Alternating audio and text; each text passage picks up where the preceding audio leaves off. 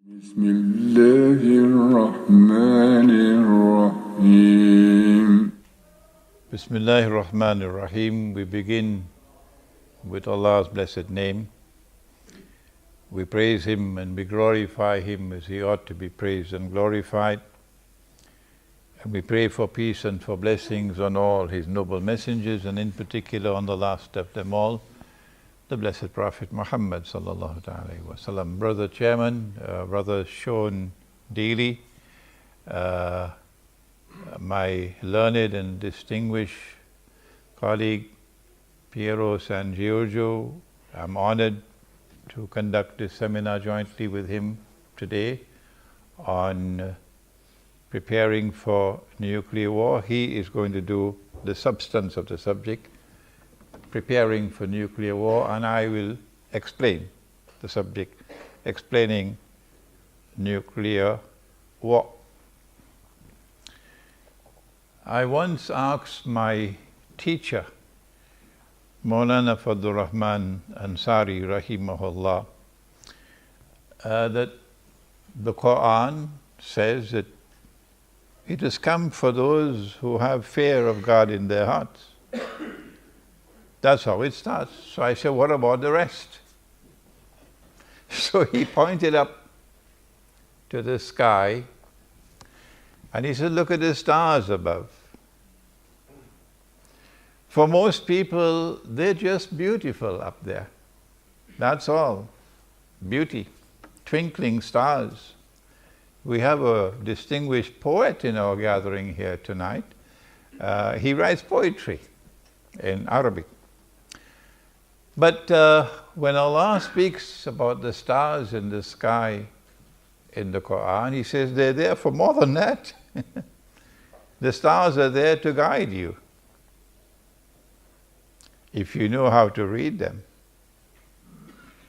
If you can look at the stars as a whole, connect the stars together, get the big picture, then when you are in the middle of the ocean, navigating a ship, you can look up at the stars and see which way to go. The verses of the Quran are like that, and so too history. There are those who look at the historical process and they see only events, and they remember names and they remember dates. And they say, but perhaps the world is just moving this way and that way. Like a piece of wood in the ocean, the wave is turning, tossing it this way and that way. That history is just moving in any direction it chooses to move. But then there are others who usually don't watch television. That's why they can think. And because they are people who can think, they're able to connect the dots of history. And they're able to see a pattern emerging in history. And read history differently from that which is presented in the history books. And such people look at the world today and say we are on the brink of some big catastrophic event. And these are not people who are simply Christians or Muslims or so. Piero is secular in his thinking. Piero wrote to me a few years ago and said, I don't understand it. How come? You from religion and I from the secular world, and we came to some conclusions. So that Allah gives His light to whomsoever He chooses. And with that light you can read and connect the dots of history and understand where we are and anticipate what's coming. It's like dry wood and you just need a match. That's what it is now in northern Syria. those who created what is called the Islamic State, ISIS, and what I call the bogus Islamic State, are now in a quandary because they created this after great planning, and they had a great design, and they're pursuing momentous aims and objectives with this ISIS. But now it faces collapse. The Russian intervention in Syria is bringing ISIS to a close. It's bringing down the curtain on ISIS. And they can't allow that to happen. They are a people who have, excuse my blunt language, they are a people who have PhDs in hypocrisy. They tell monumental lies and then put on their best suits and go to church on a Sunday morning. Or go to the masjid on Friday. Without any shame and embarrassment. They created ISIS, and now they want us to believe that they are bombing ISIS. But because ISIS is collapsing, because the insurrection, the armed insurrection that was planned, meticulously planned in Syria, is now falling apart. And the army of the Syrian people, not the one that came from outside and is paid $1,000 a day, the mercenary army. The army of the Syrian people, whether it is Christian or whether it is Muslim or whatever it is, the army of the Syrian people is now winning the war. That's why we now have arrived at a flashpoint.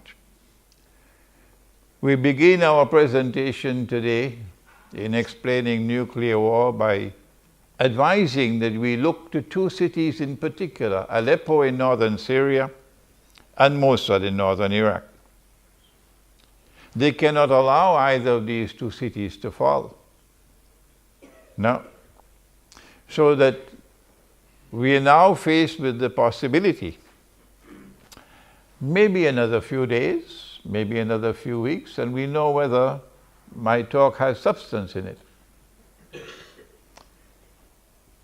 that NATO's very important member called Turkey, led by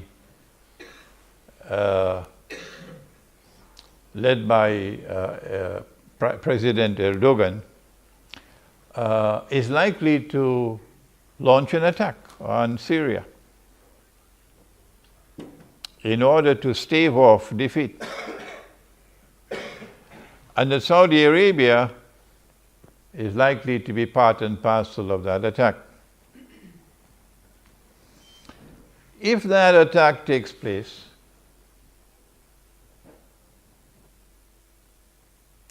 will it take place with the consent and blessings of NATO? Or will Turkey and Saudi Arabia be moving out on their own, hoping that NATO will intervene?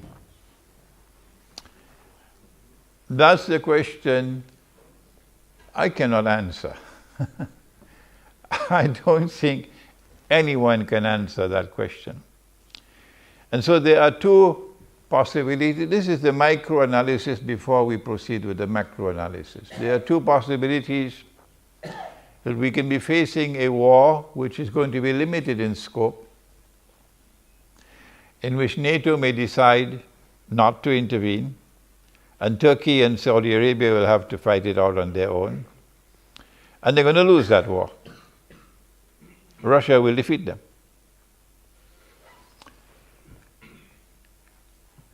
If such a scenario, and now I have to choose my words with particular care,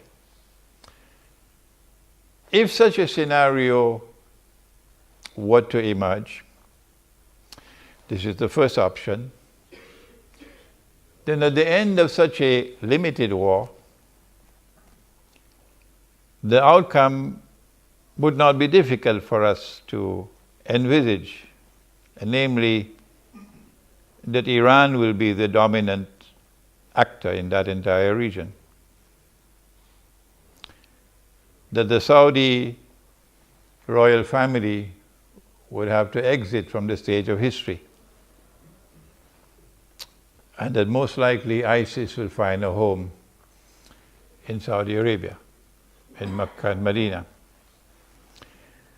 But ISIS is a particularly venomous snake. And it seems to have been created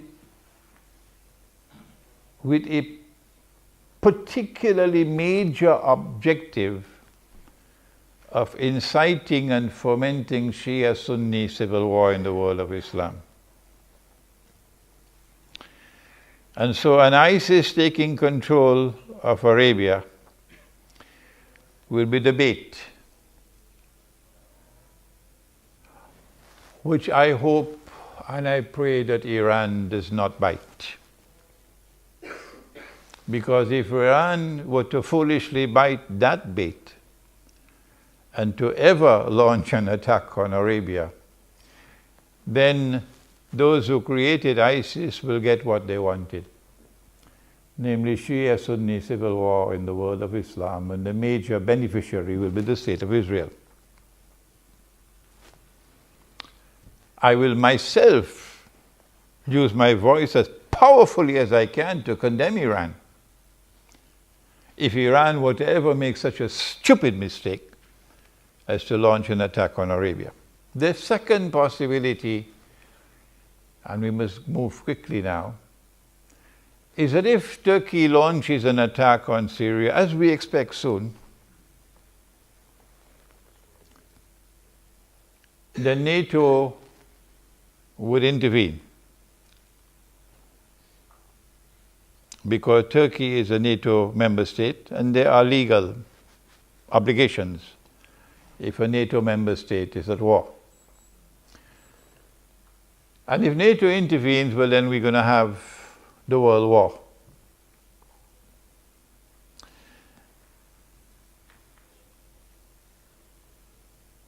If the world war takes place, of course it's going to be nuclear war.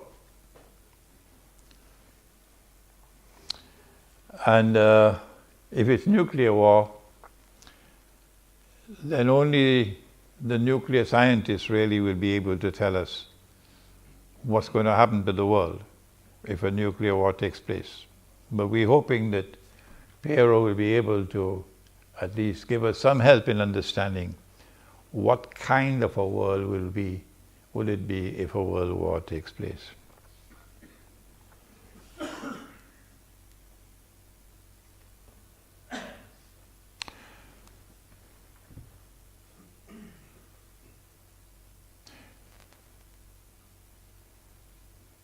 And now for Islamic eschatology and what it has to say concerning world war. We are familiar with what the Prophet said, Allah's blessings be upon him. It's just that we don't put it into context. Prophet Muhammad, Allah's blessings be upon him, said that the river Euphrates will one day uncover a mountain of gold. And people will fight for that gold. And 99 out of every 100 who fight for the gold would be killed. And each would say, I will be the one who will survive. But those who believe in the one God should not touch that gold. We have recognized this to be religious symbolism. And last August in our seminar right here in Geneva, we offered an interpretation that the mountain of gold is not to be understood as a metal, mountain of metal. There are those, of course, who insist on a literal understanding, and hence they're waiting for the mountain of the metal to come out from underneath the river. But we say no, it is religious symbolism. And in 1974, an ocean of oil underneath the river began to function as a mountain of gold. An ocean of oil underneath the river, Euphrates, began to function as a mountain of gold. When? How? When Henry Kissinger got King Faisal to agree to this amazing request that oil should be sold. What an arrogant request. What an arrogant request. That oil should be sold for only US dollars. And they say, we are the people who have given you the free market. Really? Is this a free market? Have you no shame? Have you no shame? Is this a free market? That if I want to buy oil with gold, I cannot buy it, even with gold. I can't buy it with anything else other than US dollars. When Faisal agreed to that, and then he got the other Arab oil producing countries to agree, and then OPEC came into being as the greatest achievement of the Zionist movement. And OPEC also instituted this. Then something came into being called the petrodollar.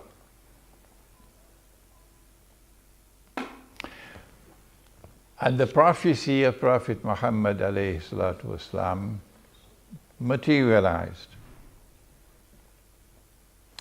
But he said they're going to fight over that mountain of gold. Watch it, what the Prophet said. That fight is coming into being now. That fight is about to take place because of BRICS. Because BRICS is a threat to the petrodollar monetary system. And Russia is the leader of BRICS. Without Russia, China would not be there. And without Russia and China, forget it. India and Brazil and South Africa are just little boys. And so, from our eschatological perspective, the big war is coming. And we can see and understand there's going to be the war over the mountain of gold. And so Ukraine is a sideshow. Syria is a sideshow. The mountain of gold is the cause of the war. In order to maintain their rule over the world, they must maintain their rule over money. You cannot rule the world unless you rule the world of money. And you cannot rule the world of money so long as mankind is using gold and silver as money. No. You've got to get rid of gold and silver as money because this is money with intrinsic value. This is real money. And you've got to replace it with something called monopoly money. Someone else called it toilet paper money.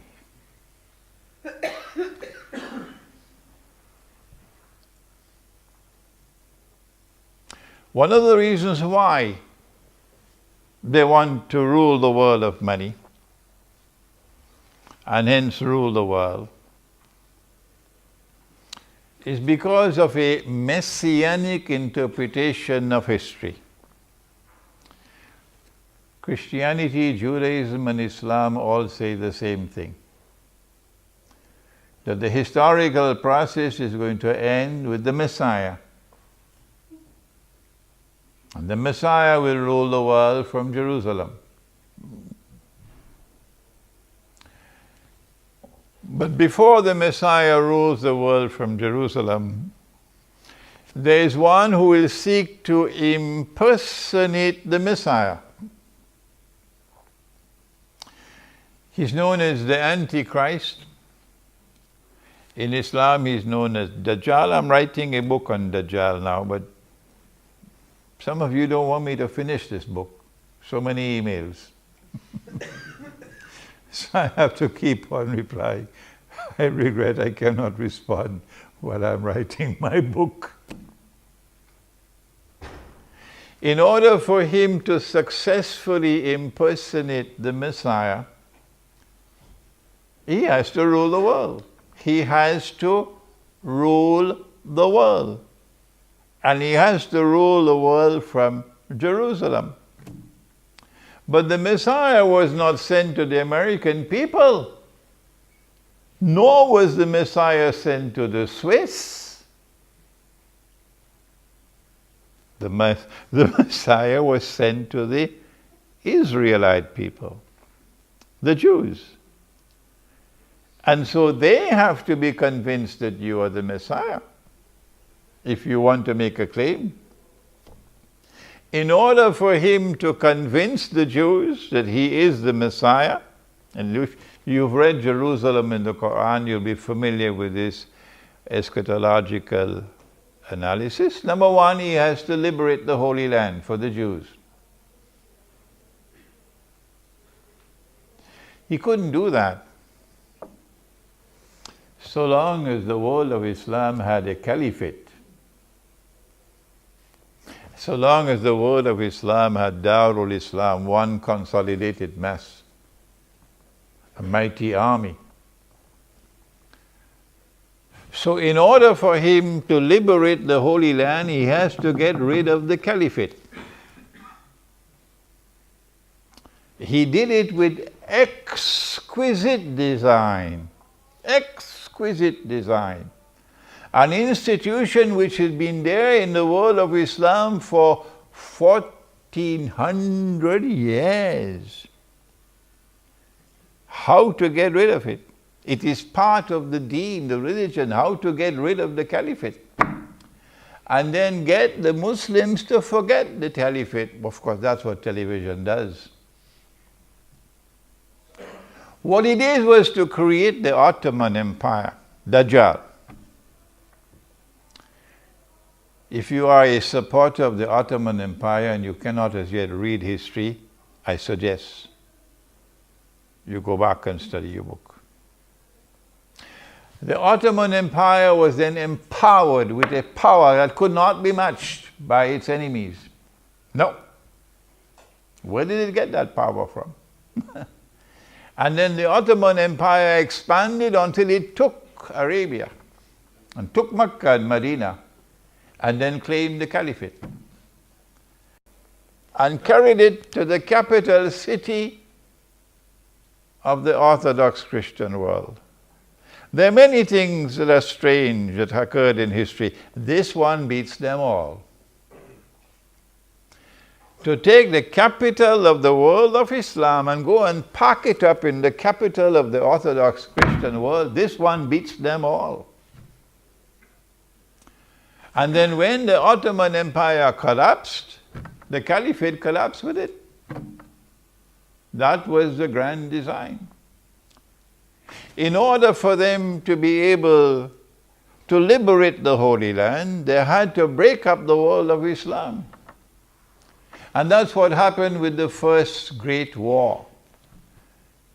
The First Great War, the First World War, from an eschatological perspective, achieved these objectives.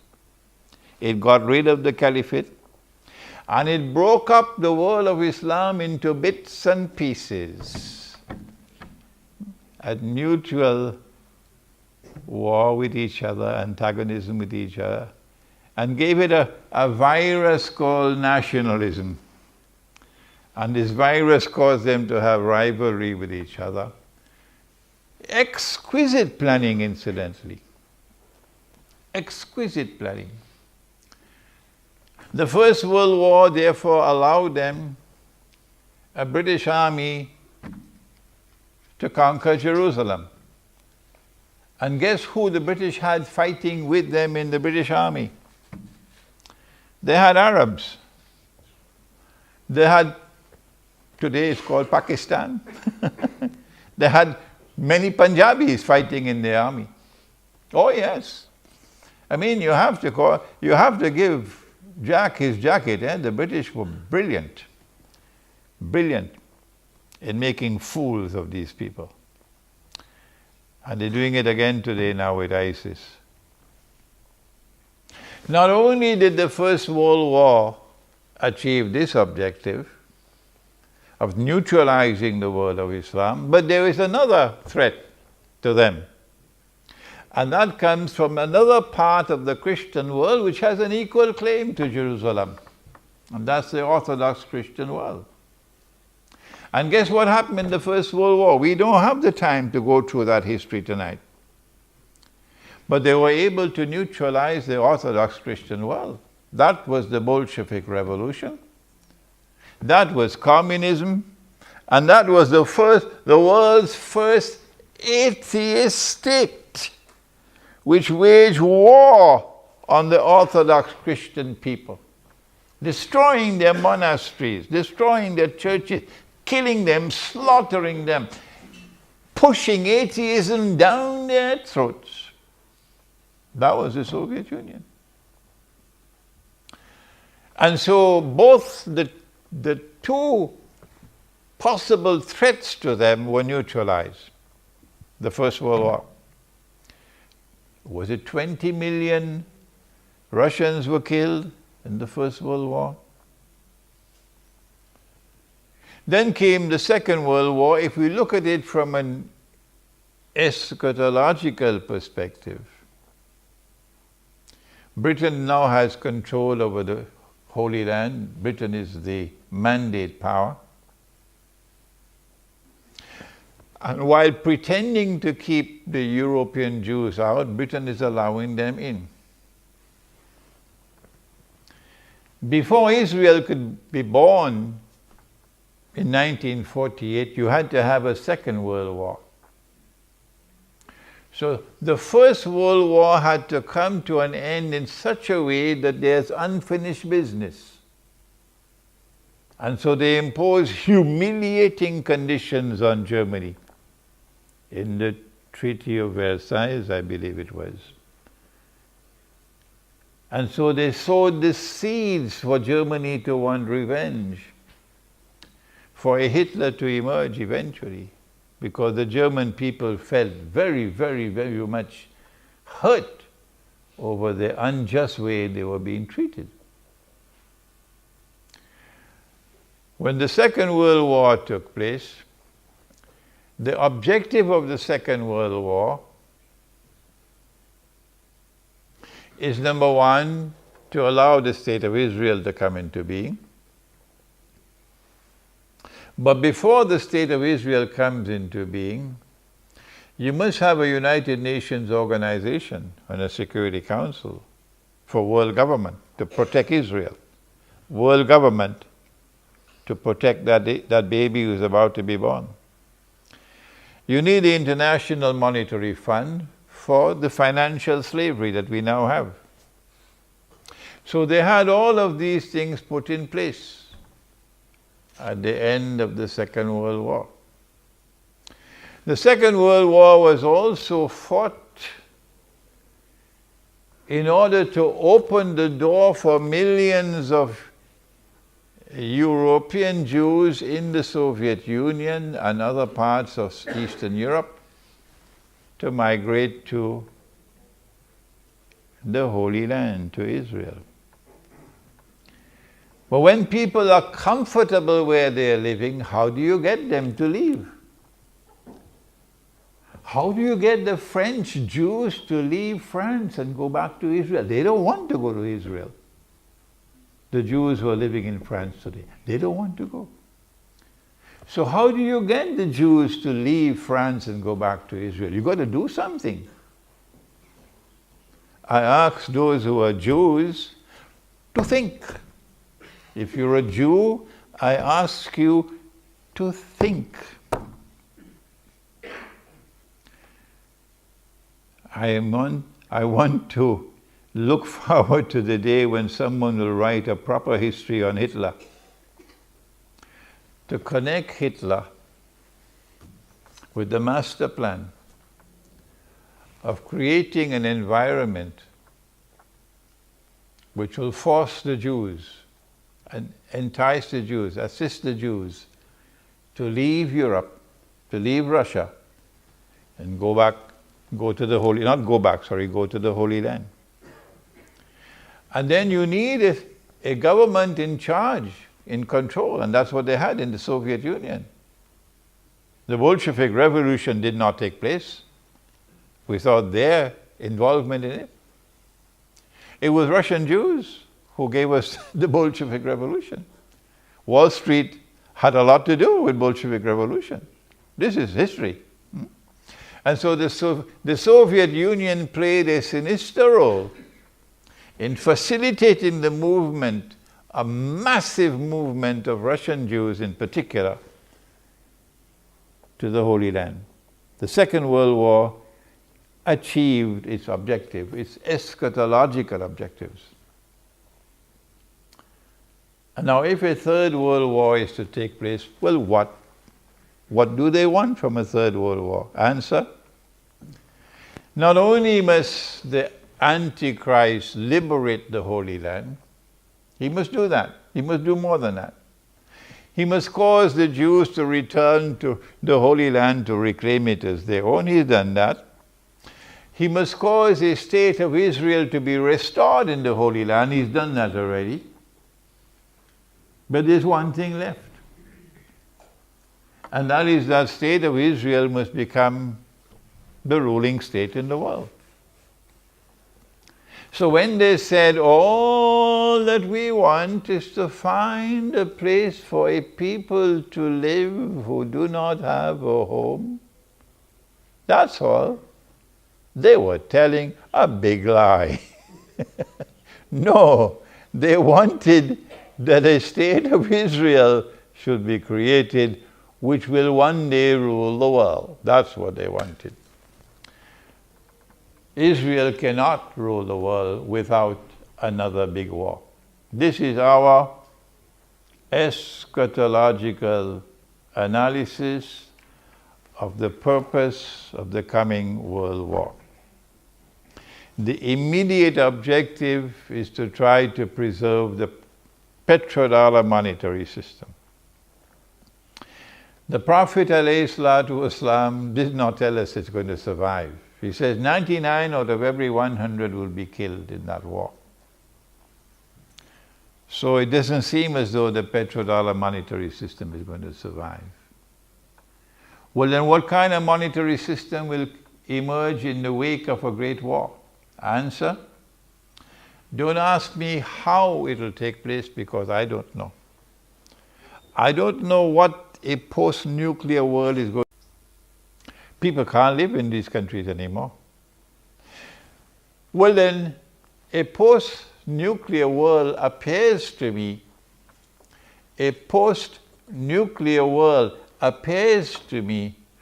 to be a world in which Israel can make a claim to be the most powerful state and therefore the ruling state. And so the Third World War would be the war which will witness the passage from Pax Americana to Pax Judaica. Before I end, there's one more thing that the Third World War can achieve.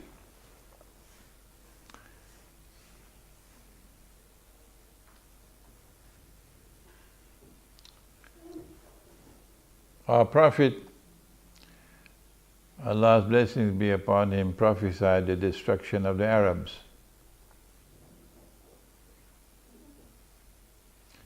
Will we be destroyed? She asked.